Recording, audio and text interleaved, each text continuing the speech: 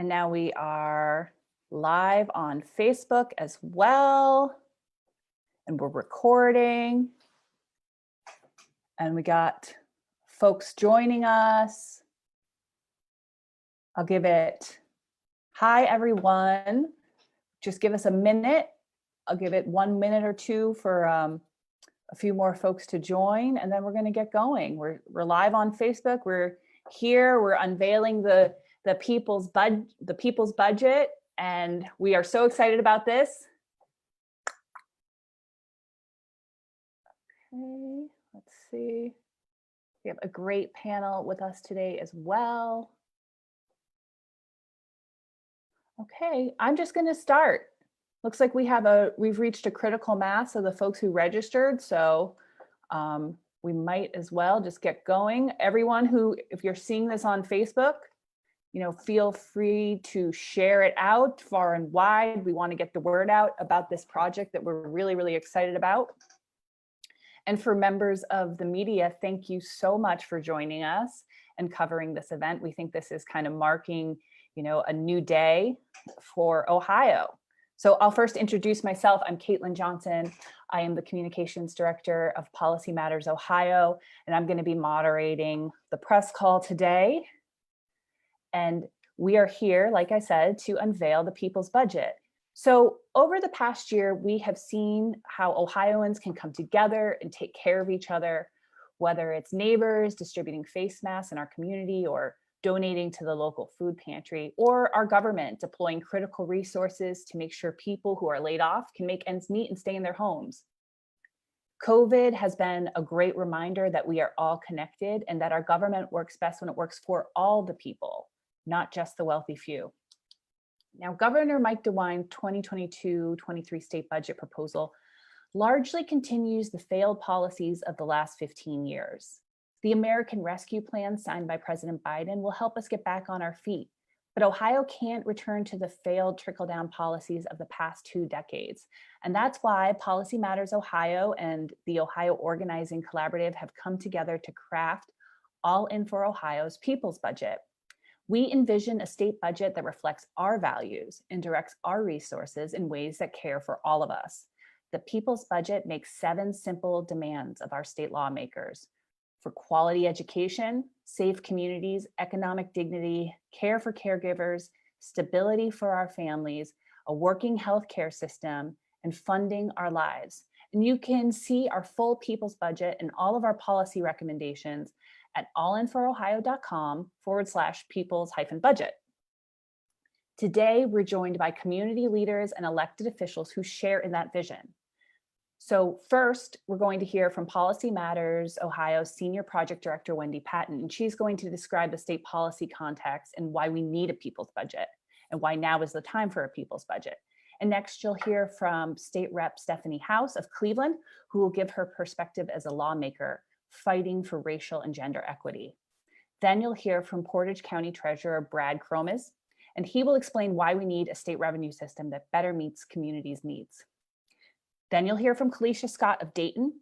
She's an organizer with the Ohio Student Association, and she will discuss the need for better childcare funding and prioritizing infant and maternal health. Then Tia Ferguson of Columbus, an OOC leader, and she's going to discuss the importance of making sure all families have enough to make ends meet and access to excellent public schools.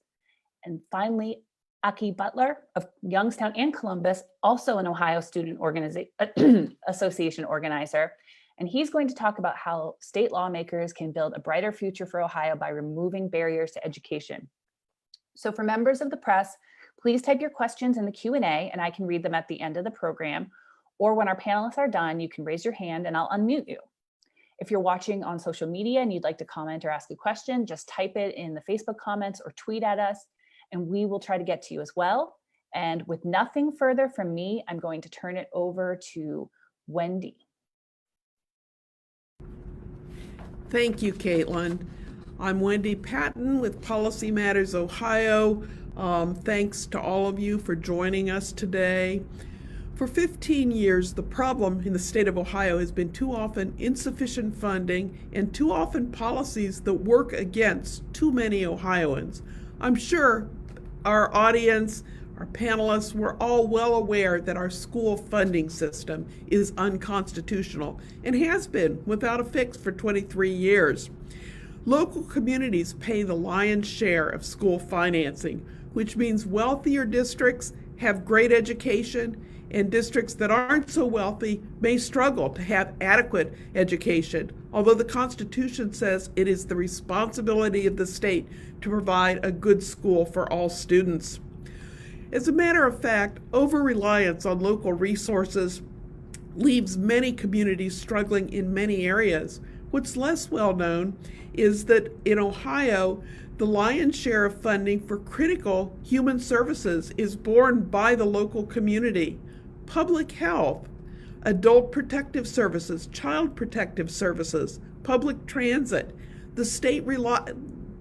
In Ohio, we rely on local funding for domestic violence services, which means in some communities there may be services, in other communities there just aren't. The state's over-reliance on local communities has been supplemented in the past by revenue-sharing funds. In the last 10 years, those revenue-sharing funds were cut in half.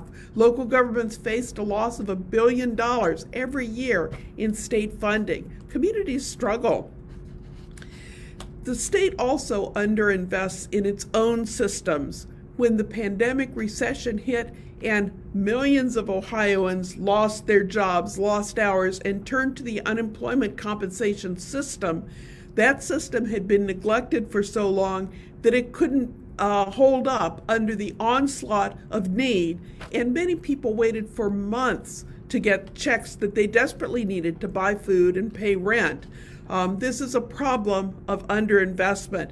This is a problem that can be fixed by the state legislature.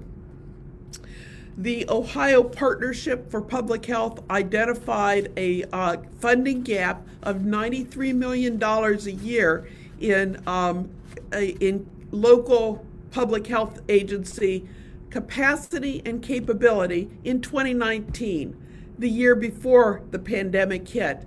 And within months, when the pandemic hit, Governor DeWine was decrying our long-term underinvestment in public health that hampered coordination and response to the pandemic. As a matter of fact, this terrible year of pandemic and recession has really highlighted the erosion of so many important public systems that keep us going in good times and in bad times. The cracks in the system, like inadequate broadband, so many children dependent on online learning had no access to wireless and lost a year of education. Historical discrimination in housing, in employment, and other governmental policies hit the Black, brown, and indigenous communities of color the hardest and took the heaviest toll of the pandemic. Now, the American Rescue Plan will help a lot. It shows us how government works best when it works for all people. And if used correctly, it can start to repair damage in communities of color, lost education in schools. It gives us a chance to reset and to start to rebuild. However, the American Rescue Plan funds, badly needed from this very difficult place that we're in right now, are one-time money. They're a one-time shot. What we need is a commitment to a budget that supports all people and a sustained effort for a better future. Thank you. Thank you so much, Wendy. Now we're going to hear from Representative House, who has been fighting for these issues on the front lines. Well, good morning, everyone. Again, let me just first start off by just thanking Policy Matters Ohio and OOC for putting this together, really centering people during this time. When I think about having a people's budget, for me, it really is about being flexible, paying attention for one, but being flexible enough to make the adjustments necessary at the time when people actually really need it. So what did that look like? I would always first and foremost say where we have been dealing in this last year with the two pandemics, COVID-19. And of course, when people talk about America's original sin, that of racism, declaring racism as a public health crisis is needed more now than any time ever. As Wendy shared, we know about the discrepancies and the disparities that we see in our society when it comes to Black, Brown, and Indigenous people. And by having a state government lead the way to show that we can be on the forefront of what it looks like to really lifting up racial equity and social justice. At this time now, we're hearing the chants around Stop AAPI Hate, right? There are some of us who are really supporting this idea of creating an AAPI commission here in Ohio so we can better understand our brothers and sisters within our AAPI community and be able to serve them. That's what a people's budget does, right? You don't just let someone else do it. You take on that responsibility for yourself. As we look at this month being Minority Health Month, we always would have to think about the maternal and infant disparities that we have here in the state of Ohio. That's one of the reasons why I am a proud member of those, excuse me, of Ohio's Black Maternal Health Caucus, which is really focusing on delivering access to safe, quality, and equitable health care to all Ohioans, specifically focusing on our mothers and our babies. What does that look like in policy? In this current General Assembly, we are definitely supporting the Save Our Mothers Act. This is a policy to really improve the reporting and training of our healthcare providers, as well as making sure that hopefully we can finally fund and reimburse those families who are interested in doula services so that they can have, safe and healthy pregnancies and the support they need during just such a precious moment during their lives. Beyond that, I know we talked about what does a people's budget look like? So you go from racism, we're talking about healthcare. We would be remiss if we didn't talk about education. Education is one of those things that really is supposed to be the launch pad that help people to truly live in our economy.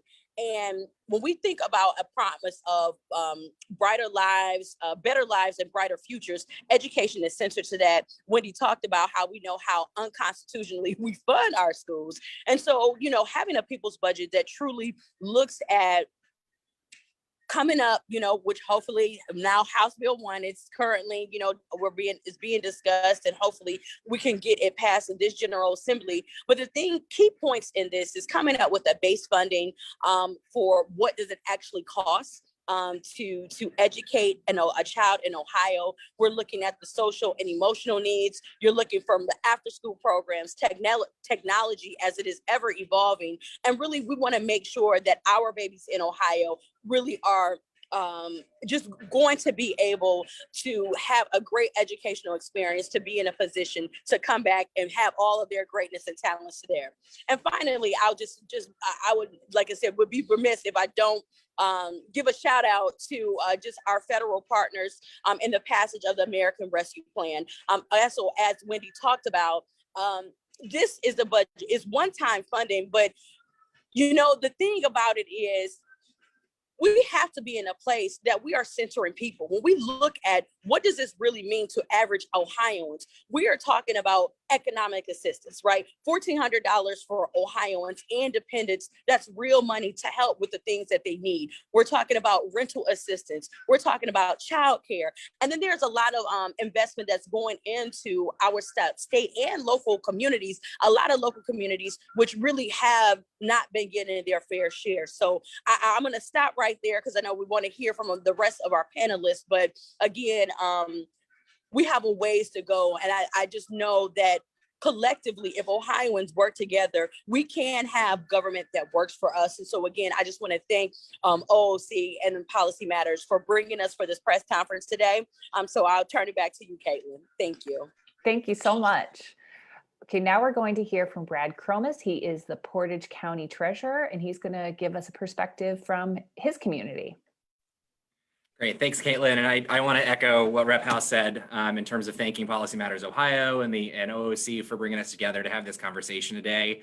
It is so important that we have a budget in the state of Ohio that centers people and the communities that state government is supposed to serve, right? And when I'm thinking about what a people's budget means for my community, I think about what a game changer and a lifesaver having a fair state budget and a tax system that is fair would mean for families like mine. I grew up in a community in rural Ohio with a mom and dad who fought hard to ensure that I had opportunities that they didn't. My mom was a social worker, and my dad at various points has been a warehouse worker and a farmer and a mechanic and a construction worker and a carpenter and a bunch of other things. But they worked really hard to get ahead. And like too many people, often what they found themselves doing was struggling and treading water. And I know that now as an adult who's had some time to reflect on what kind of creates that condition, right? And as someone who serves in a public finance position, I know that Ohio's broken tax code is part of the story there. The last time that we had a tax system in our state that resembled something like fairness and asking Ohioans to all pay their fair share, I was barely out of diapers. And since then, the inequality in our taxation scheme has only gotten worse. Right now, the poorest Ohioans on average pay nearly twice as much of their income in state and local taxes as the top 1%. Our model in Ohio has meant over time that more and more tax breaks go to the wealthiest and our state's biggest corporations, and fewer resources are available for regular people like my parents and the families here in Portage County and across our state. President Biden, as we're talking about the rescue plan, once famously said, "Don't tell me what you value, show me your budget, and I'll tell you what you value." And for most of the past 3 decades, Ohio's budgets have shown over and over again that we value corporate profits and protecting wealth over the people who make Ohio work every day, and that has got to change. That's one of the reasons I'm excited about this people's budget. I think it's a blueprint for how we can get there. As we'd said, the American Rescue Plan is infusing our state with billions of dollars in federal aid aimed at bridging gaps between working Ohioans and the wealthiest. It's a once-in-a-generation opportunity to change the rules of the economic game so that it's fair for all Ohioans and for our local communities. And this people's budget looks like an Ohio rescue plan in a lot of respects, in that it complements and magnifies that effort by right-sizing our tax burdens and directing resources to the folks who need it to move our state forward, and not just the people at the top. So not to get into it too much, but I do want to flesh out some of these things, right? So our income tax scheme, as we'd said, is I think evidence shows Wendy's done great work in fleshing out exactly what this looks like, but it's rigged for the richest people in the state. Restoring a tax rate, the top rate, to 7.5% on income over $220,000 like we had in 1992, which was a period of economic boom in the state under a Republican governor, and then adding an additional 1% for folks making more than $500,000 a year. Those top 1%ers would bring some balance back to our code and give us badly needed resources to address problems that we all face. Shrinking the LLC loophole from $250,000 to $100,000 would make it an actual small business deduction and not a frequently exploited out clause for big businesses to use. That change alone would give our state an extra $1 billion to use in the fight to make Ohio stronger for everybody. Rolling back tax breaks and special interests that special interests and lobbyists have put into Ohio law would move more than $9 billion potentially out of the pockets of the richest Ohioans and put them back to work again for regular people, for all of us. And Ohio is one of 6 states, 6 in the country, without any corporate profit tax at all. It's time that corporations in Ohio pay their fair share again. It's just fairness. And bringing back a modest form of the old corporate profit tax would bring at least $500 million into the state budget to put to work for all of us. Most of us in the state, 97%, according to Wendy's research, would be unaffected by these revenue measures, and they would deliver game-changing resources to make life better for everybody. With some of those resources, we can lift up working people by making our state's earned income tax credit more robust and refundable. And with the rest, we should invest in public goods like Rep. House discussed, like others are going to talk about here in just a little bit, to make our educational system stronger, our communities safer, and make sure that all Ohioans have an opportunity to live healthy lives with dignity. It's what we all deserve, and frankly, we should be demanding of our state government. So, and I know that, just kind of wrapping up, that these proposals aren't just going to help families, which is the most important thing, but they're going to help the communities that serve our families too.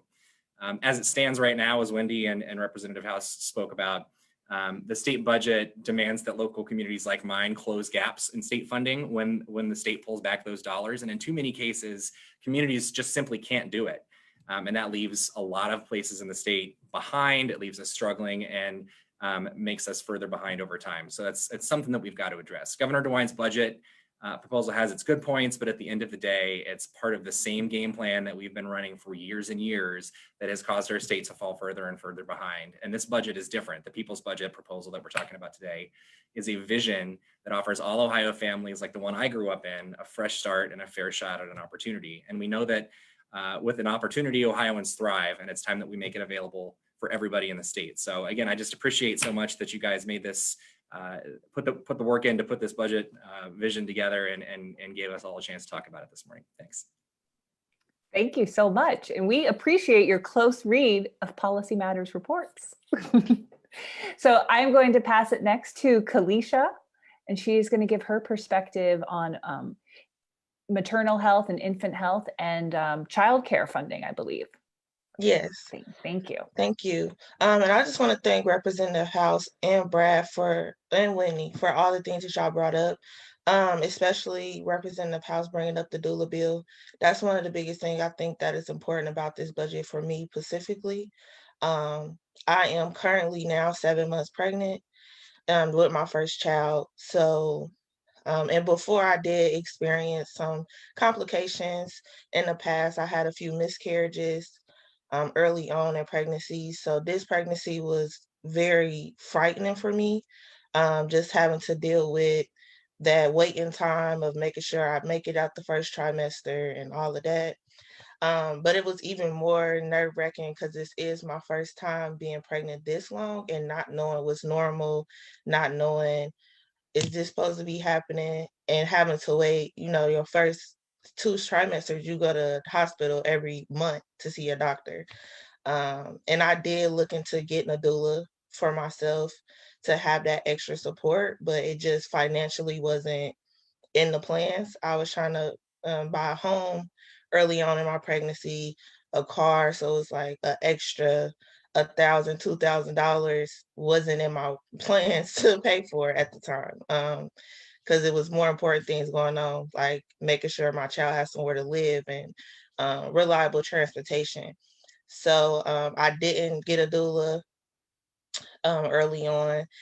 About, I say, 6 months when I started having more complications that I wasn't used to.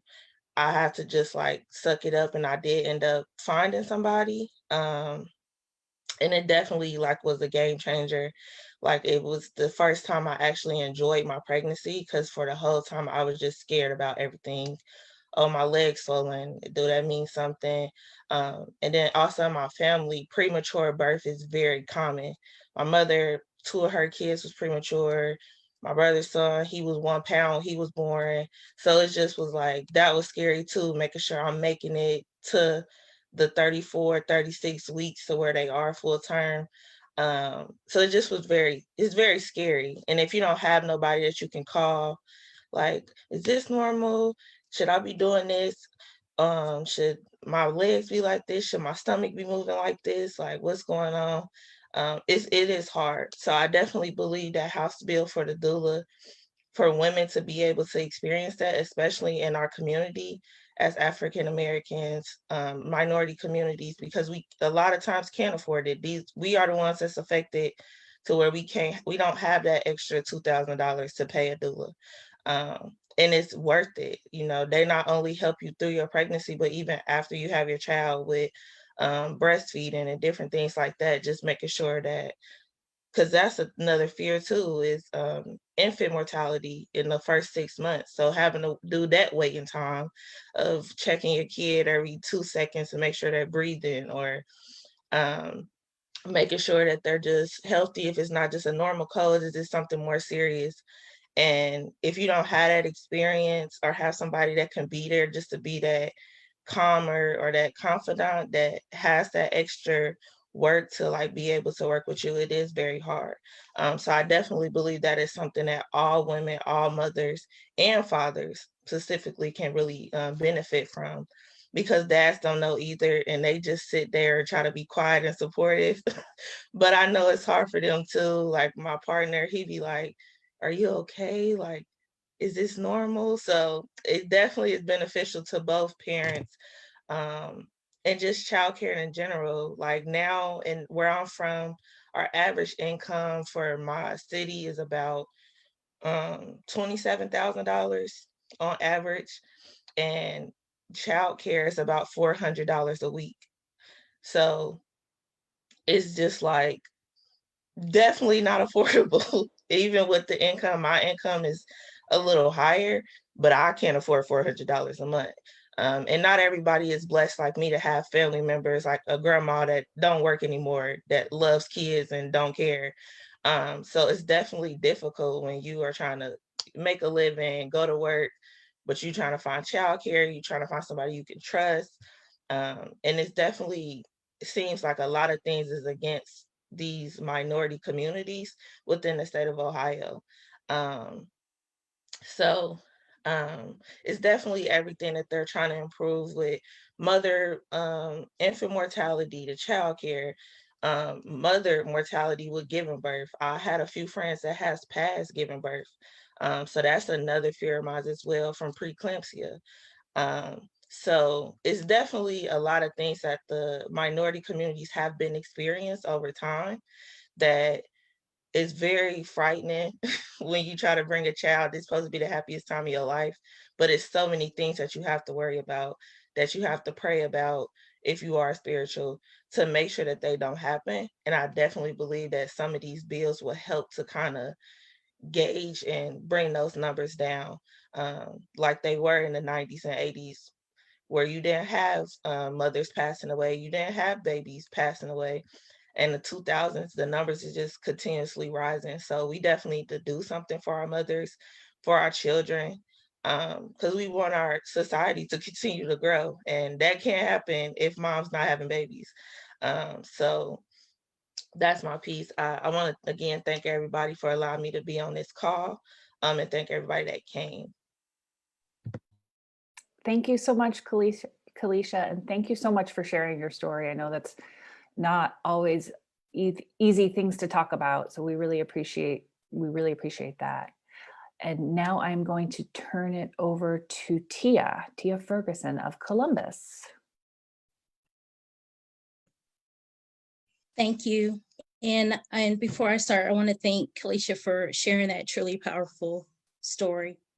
I want to thank Policy Matters Ohio and the Ohio Organizing Collaborative for their organizing and inviting me to speak today at the People's Budget, because it's true that no matter our differences, what unites us is a desire to have peace of mind that comes from bringing and putting food on our family's table. So just to share a little bit about myself, as a working mom, job opportunities did not afford me to be engaged in my children's education as much as I wanted to be.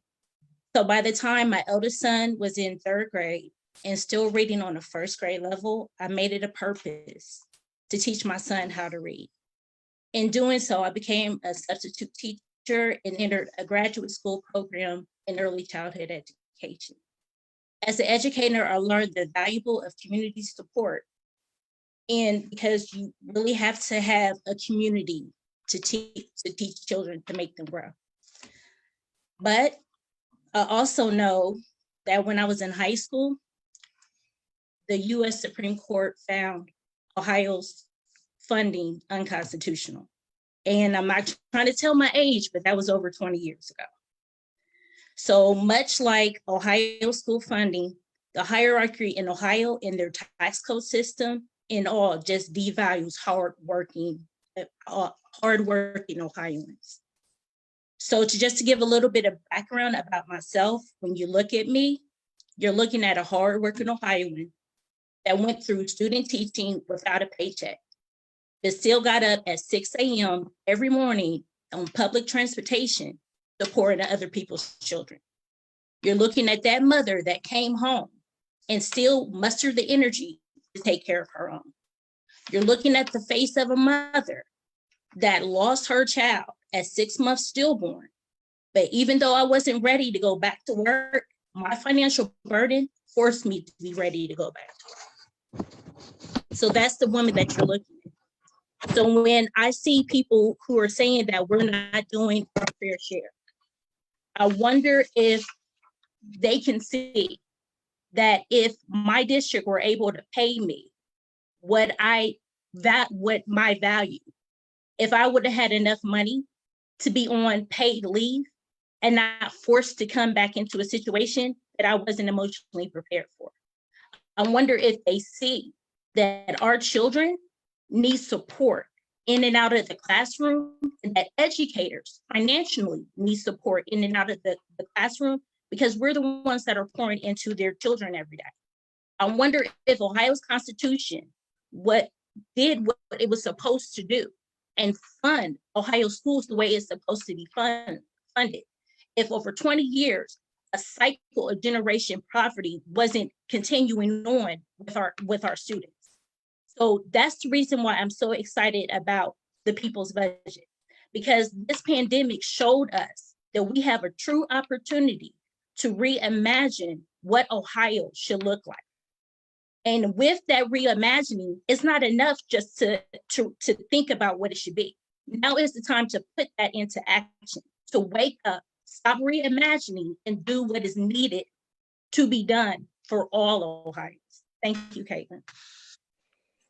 Thank you so much, Tia. And both Tia and Kalisha have just shown in such powerful ways really what's at stake by continuing to do things the way that we've done them, and how we can make a change right now. And so now I'm going to turn it over to Aki Butler, and he is with the Ohio Student Association as well. Hello, everyone. My name is Aki Butler. Thank you guys so much for having me on this call and on this panel to share my story. I want to give a shout out to everyone who was involved in making this possible, as well as to Tia and Kalisha for sharing your powerful stories. That is something that is very important. So I guess I can start. I think Tia actually hit it on the head when it comes to like the funding of schools. I'm come from Youngstown, Ohio. I was raised there. So during my time in Youngstown, Ohio, I spent, my time in different school systems. The first was Youngstown City Schools, which is, as much as I love the school system, I also knew that it was very, very underfunded. It did not have the funding it needed. There were times when I had to share my school books with other students in class, and we're in elementary school, and so we have to partner up and share books, or we may not have had enough technology in the class. So that was sort of like, my elementary time. However, as I grew up, I changed school systems, and I went to Hubbard Schools, which is in Hubbard, Ohio. And it's funny because I went to a school and I saw what it looked like for a school to be properly funded, for me not to have to share a book, and we had all the technology we needed. And I remember growing up thinking, wow, this is kind of crazy. Like, why is it that this school district can have this, but then this school district can't? So that is definitely something that I felt. And it's crazy because growing up in Youngstown, we all have dreams. Every student has dreams, and I believe every student deserves a chance to follow those dreams and succeed at those dreams. And it's kind of hard when you don't have a state budget that allows for that. So I think that's why it's very important we get this budget going, because this gives us a chance to follow our dreams, succeed at our dreams, and it helps fund our dreams as well. I went to Kent State University and studied journalism because, like I said, growing up in Youngstown, it was a town where, it's looked down upon due to the crime and everything that goes on there. But there's a lot of good that goes on there as well, and it doesn't get shown or talked about. So I had a dream of, I'm going to go to school, become a journalist, and I'm going to shine a light on all the good things here in Youngstown, yes, in the Mahoney Valley. Like, that was something I always wanted to do. And I'm going to school, and my teachers always told me, my teachers and family always say, yeah, go to college, get your education. Go to college, get your education. Education is always something that in my family, it was seen as like, the top priority, and in that community, top priority. But what they didn't prepare me for was the actual cost of that education. So it's almost like, yeah, I'm going to Kent State University to pursue my dreams, but I'm also being punished with the astronomical price of paying for that education to fund my own dream. So like it was just a bit crazy in my opinion. It's like I'm going here, and at one point the financial strain becomes so much because you have to worry about your classes. All the classes are taken. You're like, oh, I got this test, I'm stressed out. But then also the end of the semester is coming up, you're like, oh my God, I have to have enough money so that I can pay my bill so that I may be able to schedule my classes for next semester. And it gets to a point where you get so financially frustrated and mentally frustrated that a lot of people start, including myself, you stop caring. Like it almost like kind of kills your dream, and you're just like, I'm over it. And it's like it's not what you imagine to be, and you start contemplating dropping out. I finished luckily, but that's because I had a great support system. And even with my great support system, there were still times when I was just like, I am over this. And it gets crazy. And then even once I finished, I still fell into certain things as far as like student debt, which is why I think, which another thing I feel is very important is like fully and fairly funding the schools, especially, not only the K through 12, but also colleges and universities. And by doing that, that could help eliminate, education debt, student debt, as well as the transcript trap. I consider myself kind of lucky because if I do the math correctly, it costs about around 15,000 when you do like room and board. So I stayed on campus. I had a meal point. That's sometimes depending on the dorm and everything you get at the university I went to. That's about $15,000. And then you have the classes. You have to pay for the classes and other fees. So I always say I consider myself lucky because I actually only owed about $26,000 when I finished school. So I was like, oh wow, I consider myself one of the lucky ones. But what I still stumbled at is I actually took out a loan from the university itself, and I did not realize that. And with that happening, I graduated from school. I didn't get a job out of school. I worked at McDonald's, so I was making like $8.90 an hour, and that's minimum wage. And then I worked there for a year, and then I went to Subway, and I was making $8.70 an hour. So I actually took like a pay cut, and with this loan that I had took out, I had to start, paying it back, and I was. But once the pandemic was like, in high gear, I remember recalling that they had suspended student loan payments, and for federal loans. And I remember being super happy because I was like, finally, I can stop paying this a bit and take this money and put it somewhere else. At the time, I was the only one working. My mom had been laid off. My sister had been laid off. We stayed in the house together. So they were getting unemployment, but that just covered the bills. And so I'm the only one working, and I'm working at Subway making minimum wage. It was not nearly enough. So when they cut that, when they suspended those payments, I was happy.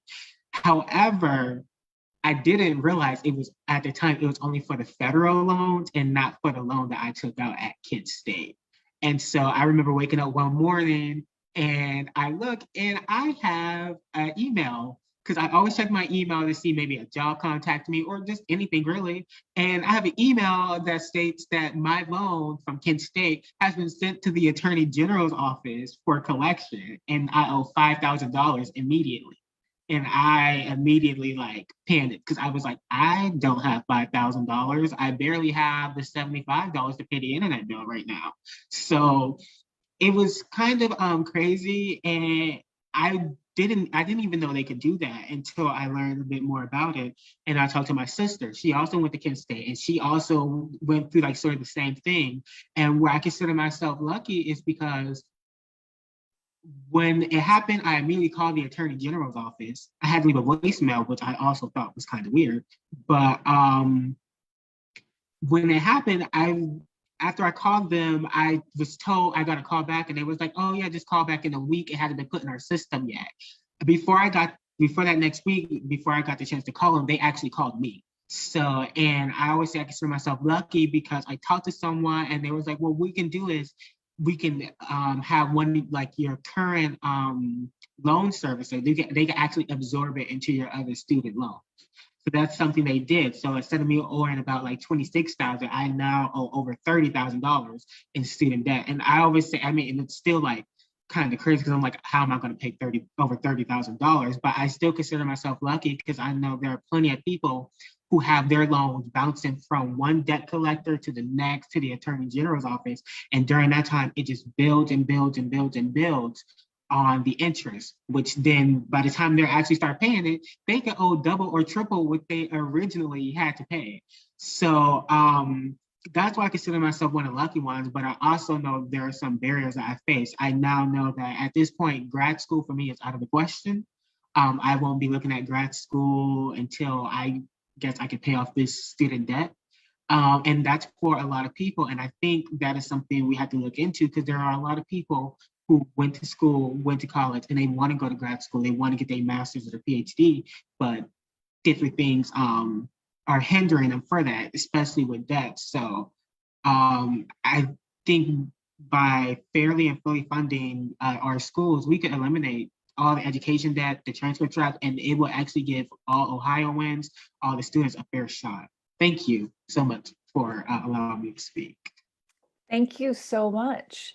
So we are done with our program and we have a question that came in. And so I'm going to read it. It is from John Reed at Gongwer. And he asks, caregivers, including child care and Medicaid providers for older Ohioans, face low wages and high burnout rates. What is needed to support them and those who need the services? So I think maybe that's a question. I'll take that. Oh, I'll okay, take that. perfect. Kate. How you doing?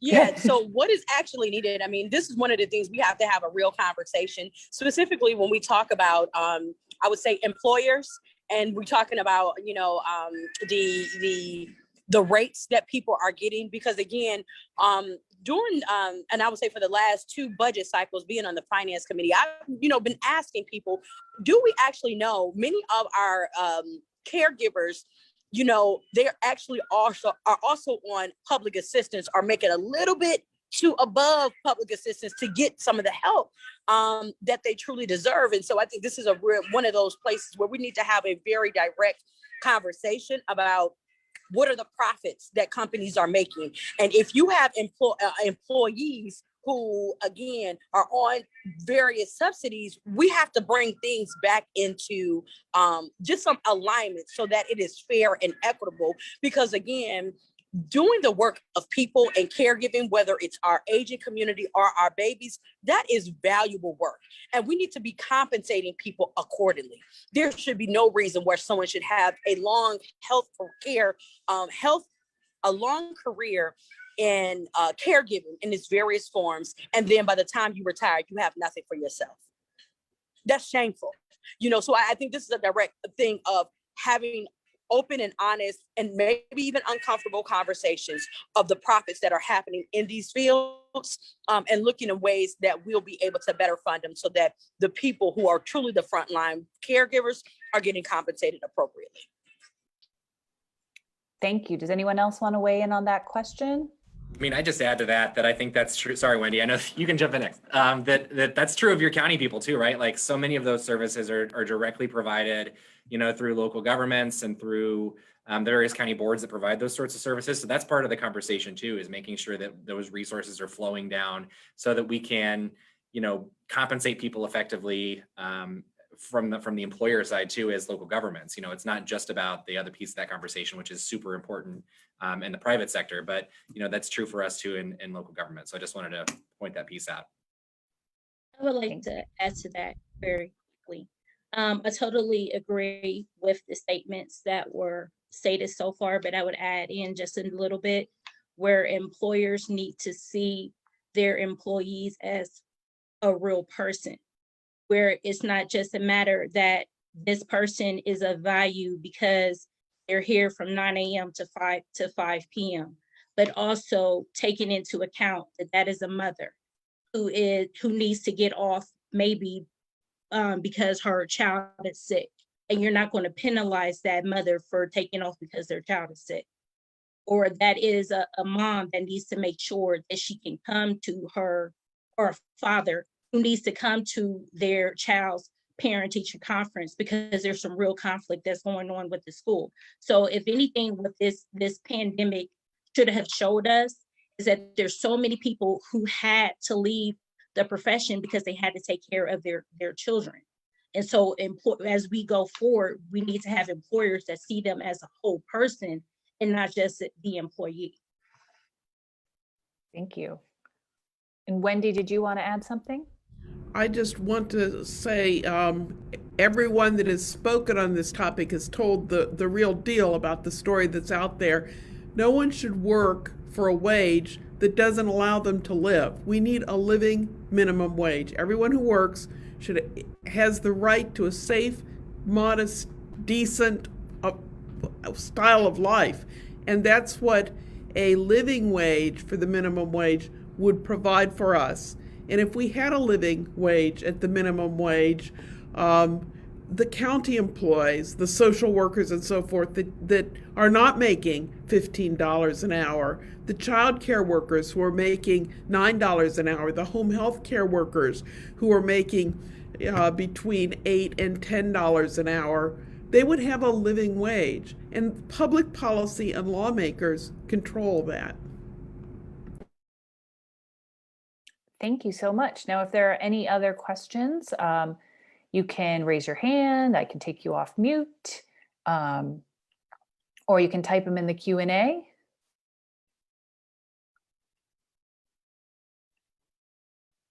Okay. I am not seeing any, but I do have a question.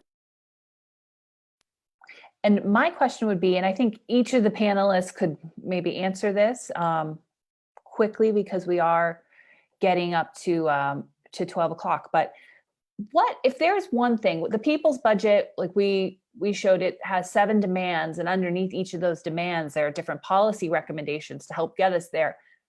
What is the thing that, from your perspective, that we should be tackling first? What's the most urgent thing that needs to be done? And I guess I could start with, I could start with Representative House because she's in there. And I would just say, I would definitely start off with funding our lives. You know, when you think about just, it is hard to live when you don't have kind of like basic necessities taken care of. And so the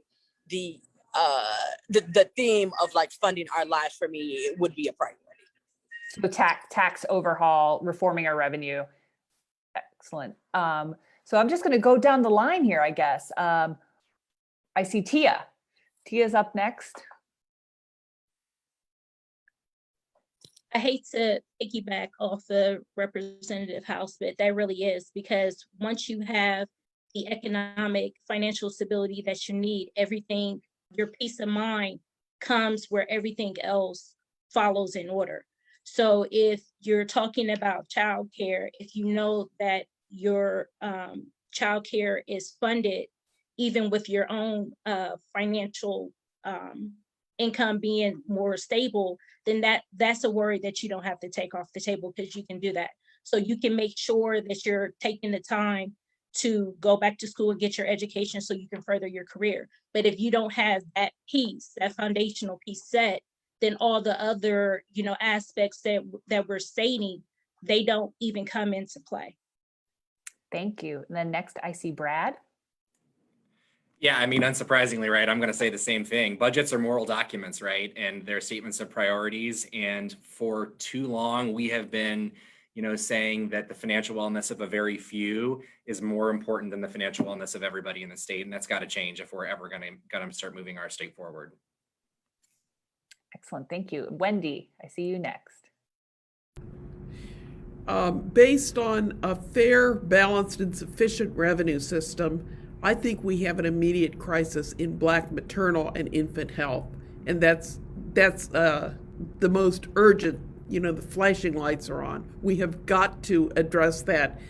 We should have addressed it 10, 20 years ago. That's the immediate thing we have to go to, is bring down that unconscionably high Black maternal health, the Black maternal death rate, and the Black infant death rate. Infant mortality is the international symbol of a quality of life of a people. It is unconscionable that Ohio's Black infant mortality is higher than many undeveloped countries of the world. We have to turn immediate attention to that based on a sufficient revenue system. Thank you so much. And then Aki, you are next on my bar up top. I would say it's a tie between the two when it comes as, most everyone said a budget for like families, funding for families so they have like financial stability, but also the Black maternal and paternal care, because this is something that I know that is something that I have heard about and a lot of people have struggled with. And I know even people in my own family have struggled with when it comes to like the maternal care and healthcare and that. So I think those are the two like major things that need to be tackled. Thank you so much. And then I think Kalisha is our final panelist to answer this question. Yes, it's definitely hard. So I'm gonna do like Aki and do top two. For me, of course, it's the mother mortality rate and also infant, but also our K through 12 funding. Just because growing up in an inner city, that the funding was like non-existent for our schools and has continuously declined. And my partner works in Dayton public schools, so I see like the struggle that these kids is going through every day. So it's definitely between those two for me. Because they say our kids are the future. So we need to one, keep the babies here, and then also make our kids adequate enough to survive through high school and college. Yeah, I think there's a song or something that says our children are the future. I don't know. Anyway, I have really, really enjoyed this. And unless there are no other questions from the press, which I don't see any, I think we're going to wrap it up. And I just want to say thank you again for everybody for coming here, testifying, sharing your story. And I think we made a pretty solid case today for why Ohio needs to pass this people's budget and use the American Rescue Plan to reset and go in a different direction than the one we've been in. So everyone check it out online. It's All In for Ohio's People's Budget. And please sign up, get involved, and let's do this. Let's take the state in a different direction.